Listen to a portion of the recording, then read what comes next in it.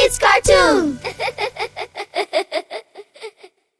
আহা, আজকে কি সুন্দর দিন। টাইগার ভাই শুনেছো আজ রাজা সিংহ সবাইকে ফল ভাগ করে দেবে? সত্যি দারুণ।